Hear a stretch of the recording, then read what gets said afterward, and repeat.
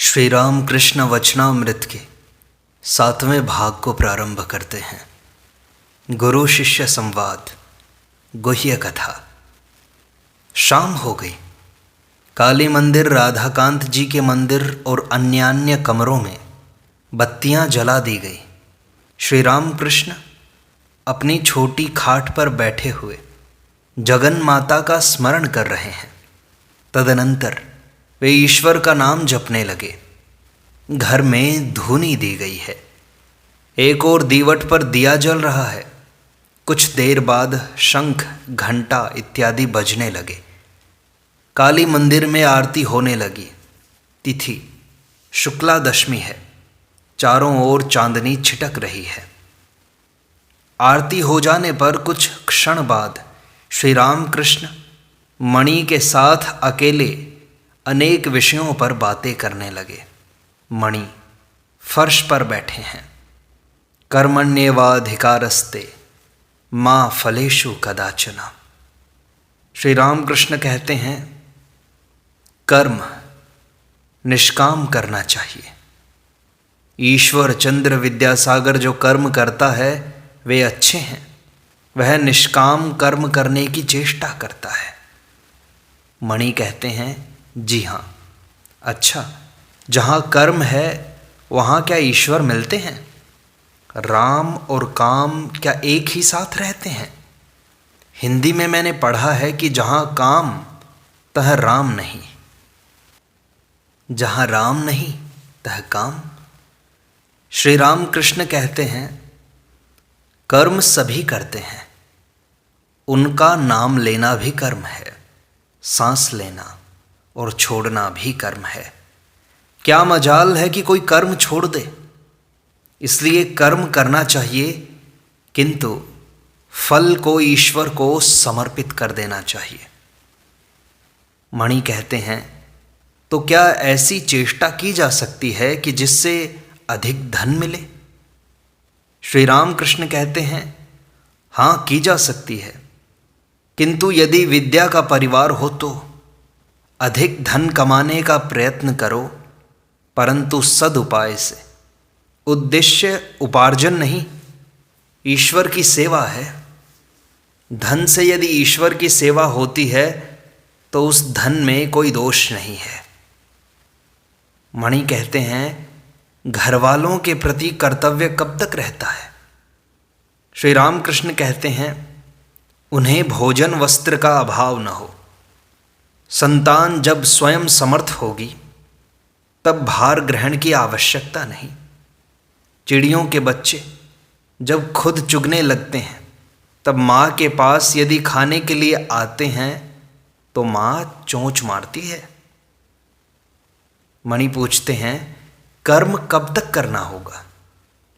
श्री राम कृष्ण कहते हैं, फल होने पर फूल नहीं रह जाता। ईश्वर लाभ हो जाने से कर्म नहीं करना पड़ता, मन भी नहीं लगता। ज़्यादा शराब पी लेने से मतवाला होश नहीं संभाल सकता। 2 अन्य भर पीने से कामकाज कर सकता है। ईश्वर की ओर जितना ही बढ़ोगे उतना ही वे कर्म घटाते रहेंगे। डरो मत। गृहस्थ की बहू के जब लड़का होने वाला होता है तब उसकी सास धीरे धीरे काम घटाती जाती है। 10वें महीने में काम छूने तक नहीं देती। लड़का होने पर वह उसी को लिए रहती है। जो कुछ कर्म है, जहाँ वे समाप्त हो गए कि चिंता दूर हो गई।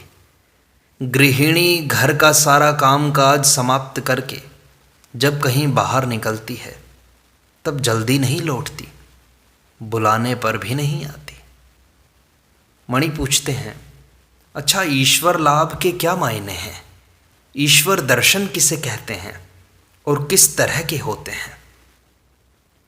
श्री राम कृष्ण कहते हैं, वैष्णव कहते हैं कि ईश्वर मार्ग के पथिक 4 प्रकार के होते हैं: प्रवर्तक, साधक, सिद्ध और सिद्धों में सिद्ध। जो पहले ही पहल मार्ग पर आया है वह प्रवर्तक है। जो भजन, पूजन, जप, ध्यान, नाम, गुण, कीर्तन आदि करता है वह साधक है। जिसे ईश्वर के अस्तित्व का अनुभव मात्र हुआ है वह सिद्ध है।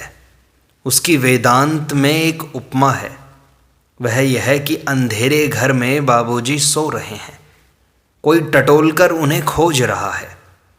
कोच पर हाथ जाता है तो वह मन ही मन कह उठता है यह नहीं है।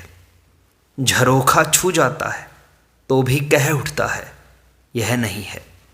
दरवाजे में हाथ लगता है तो यह भी नहीं है। नेति नेति नेति। अंत में जब बाबूजी की देह पर हाथ लगा तो कहा यह बाबूजी हैं, अर्थात अस्थि का बोध हुआ। बाबूजी को प्राप्त तो किया किंतु भली भांति जान पहचान नहीं हुई। एक दर्जे के और लोग हैं जो सिद्धों में सिद्ध कहलाते हैं। बाबूजी के साथ यदि विशेष वार्तालाप हो तो वह एक और ही अवस्था है। यदि ईश्वर के साथ प्रेम भक्ति द्वारा विशेष परिचय हो जाए तो दूसरी ही अवस्था हो जाती है। जो सिद्ध है उसने ईश्वर को पाया तो है, किंतु जो सिद्धों में सिद्ध है उसका ईश्वर के साथ विशेष परिचय हो गया है।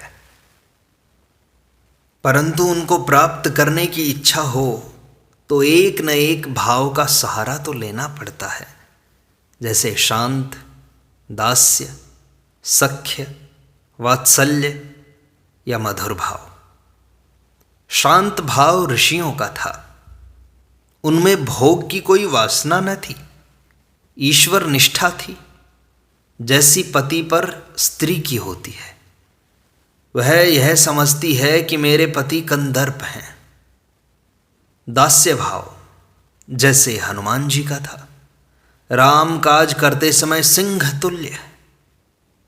स्त्रियों का भी दास्य भाव होता है, पति की हृदय खोलकर सेवा करती हैं। माता में भी यह भाव कुछ कुछ रहता है, यशोदा में था। सख्य भाव, मित्र भाव, आओ पास बैठो। सुदामा आदि श्री कृष्ण को कभी झूठे फल खिलाते थे, कभी कंधे पर चढ़ते थे। वात्सल्य भाव जैसे यशोदा का। स्त्रियों में भी कुछ कुछ होता है, स्वामी को खिलाते समय मानो जी काढ़ कर रख देती हैं। लड़का जब भरपेट भोजन कर लेता है तभी माँ को संतोष होता है। यशोदा कृष्ण को खिलाने के लिए मक्खन हाथ में लिए घूमती फिरती थी। मधुर भाव जैसे श्री राधिका का। स्त्रियों का भी मधुर भाव है। इस भाव में शांत, दास्य, सख्य, वात्सल्य सब भाव हैं। मणि पूछते हैं, क्या ईश्वर के दर्शन इन्हीं नेत्रों से होते हैं? श्री रामकृष्ण कहते हैं, चर्म चक्षु से उन्हें कोई नहीं देख सकता। साधना करते करते शरीर प्रेम का हो जाता है, आंखें प्रेम की, कान प्रेम के। उन्हीं आँखों से वे दिखाई पड़ते हैं, उन्हीं कानों से उनकी वाणी सुन पड़ती है और प्रेम का लिंग और योनि भी होती है। यह सुनकर मणि खिलखिलाकर हंस पड़े। श्री रामकृष्ण जरा भी नाराज न होकर फिर कहने लगे, इस प्रेम के शरीर में आत्मा के साथ रमण होता है। मणि फिर गंभीर हो गए।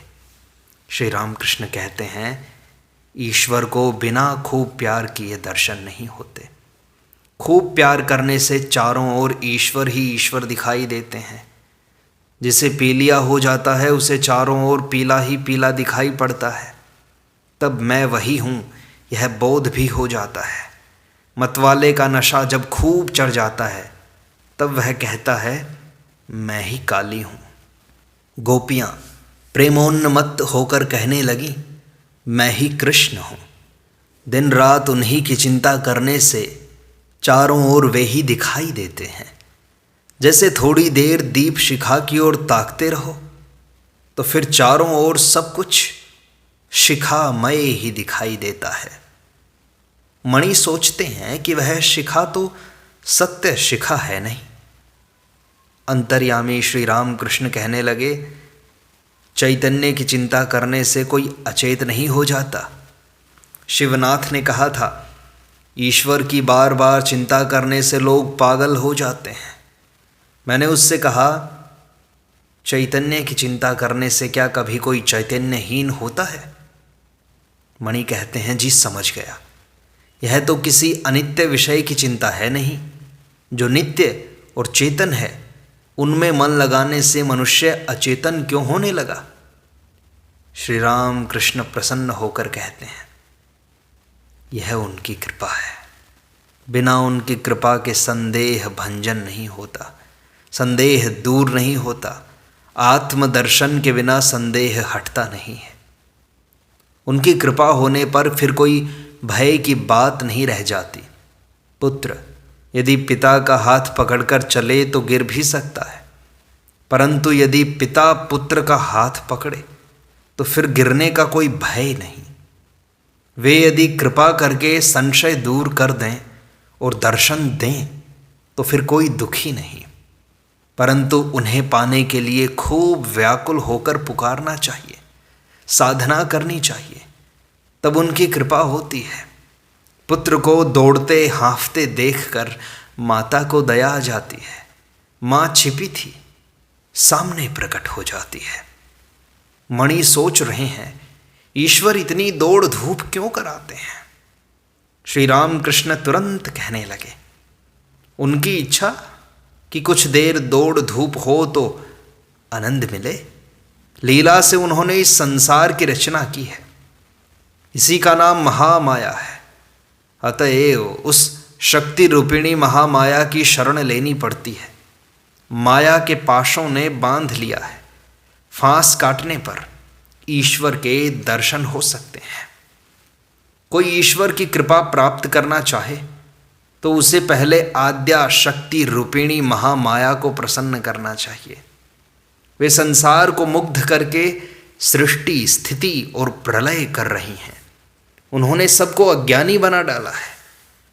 वे जब द्वार से हट जाएंगी तभी जीव भीतर जा सकता है।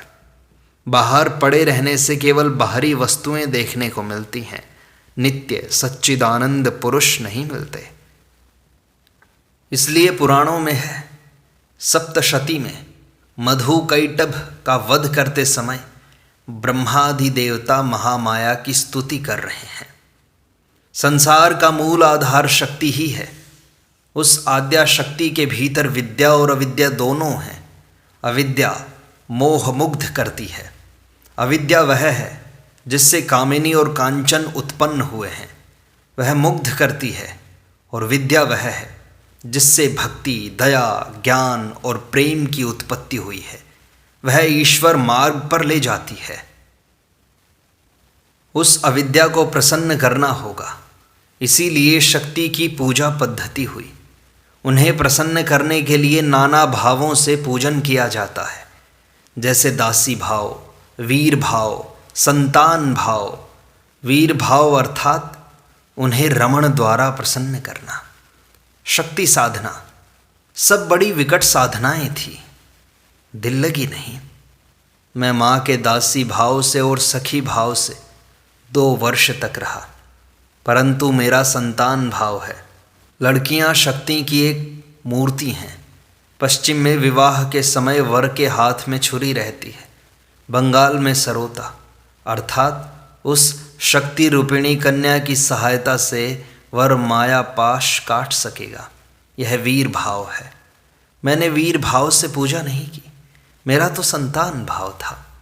कन्या शक्ति स्वरूपा है। विवाह के समय तुमने नहीं देखा, वर अहमक की तरह पीछे बैठा रहता है, परंतु कन्या निश्शंक रहती है। ईश्वर लाभ करने पर उनके बाहरी ऐश्वर्य, संसार के ऐश्वर्य को भक्त भूल जाता है। उन्हें देखने से उनके ऐश्वर्य की बात याद नहीं आती।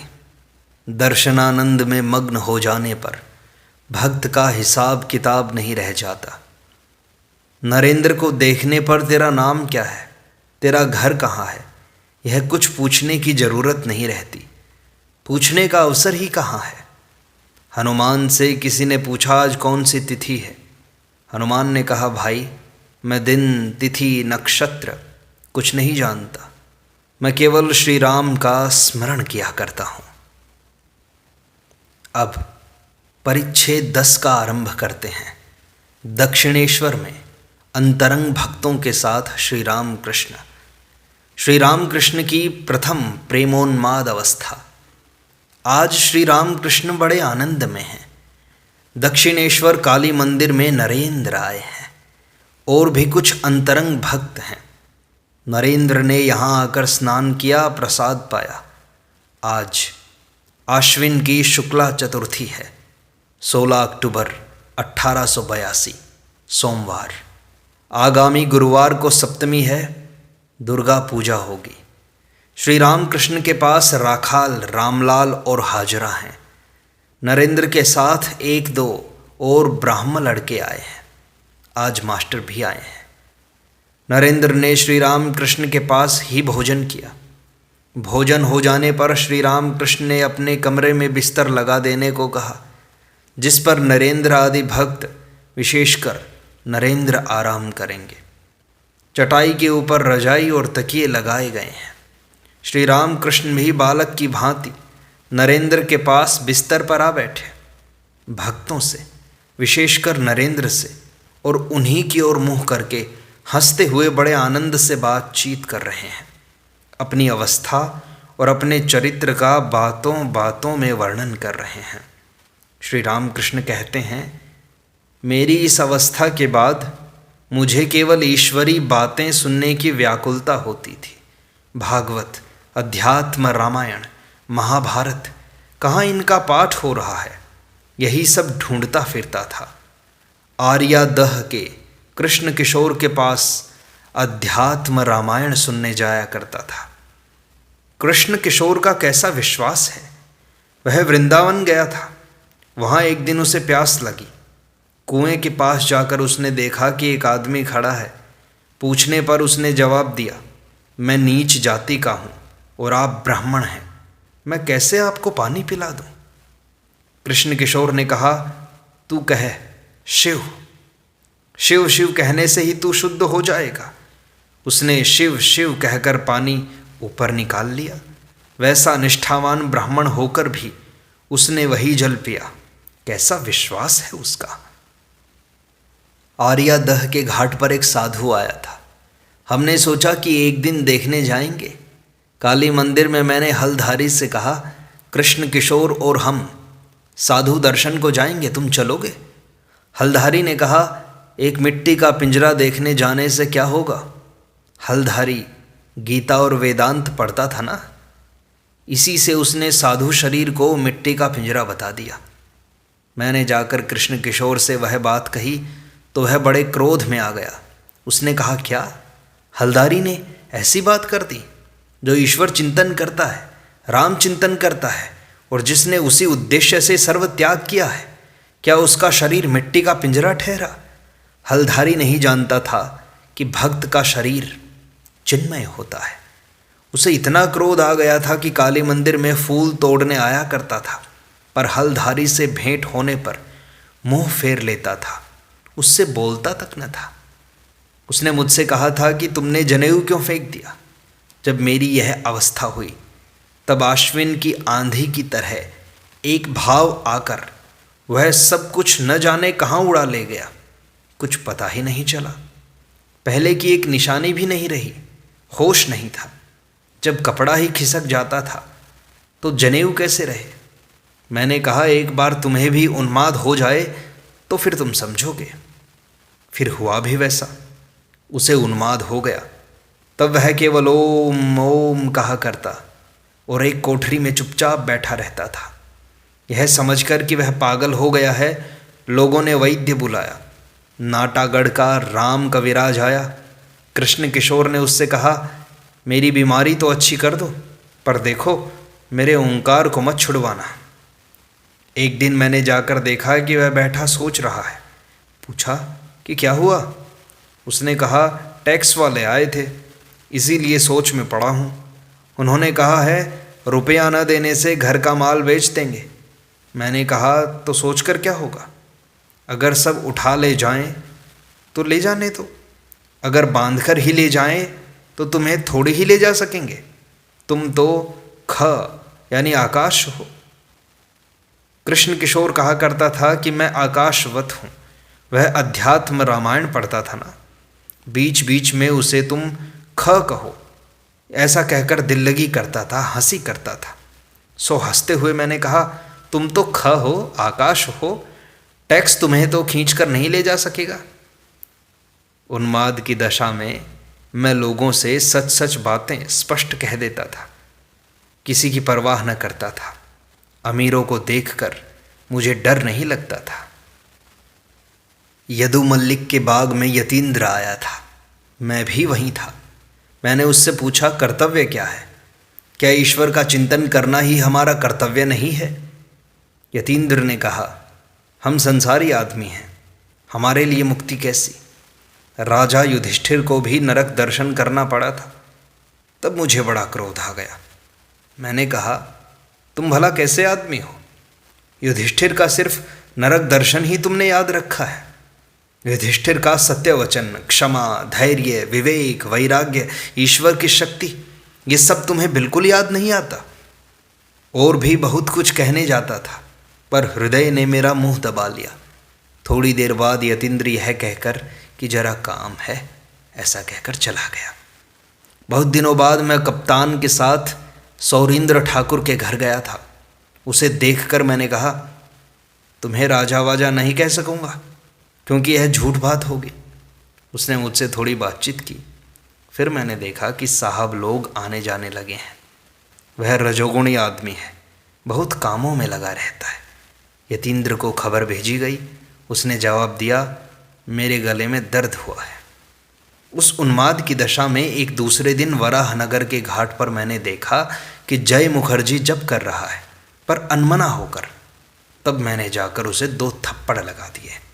ये सारी बातें मैं तुम्हें मेरी उन्माद की अवस्था की बता रहा हूँ कि उस समय मेरी अवस्था कैसी थी। एक दिन रासमणि दक्षिणेश्वर में आई, काली माता के मंदिर में आई। वह पूजा के समय आया करती और मुझसे 1-2 गीत गाने को कहती थी। मैं गीत गा रहा था, देखा कि वह अनमनी होकर फूल चुन रही है। बस 2 थप्पड़ जमा दिए। तब होश संभाल कर हाथ बांधे रही। हलधारी से मैंने कहा, भैया यह कैसा स्वभाव हो गया, क्या उपाय करूं? फिर माँ को पुकारते पुकारते वह स्वभाव दूर हो गया। उन्माद की अवस्था छंट गई। इस प्रकार सत्संग का यह भाग यहीं संपूर्णता को प्राप्त होता है। शेष अगले अंक में।